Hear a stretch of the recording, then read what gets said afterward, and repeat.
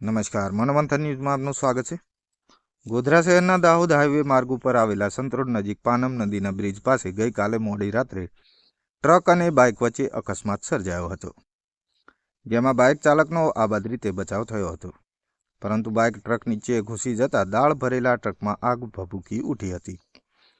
જોતજોતામાં આગે પોતાનું વિકરાળ સ્વરૂપ ધારણ કરી લીધું હતું અને ગણતરીની મિનિટોમાં ટ્રકમાં ભરેલ દાળ જથ્થામાં અને બાઇક ભડભડ સળગવા લાગી હતી।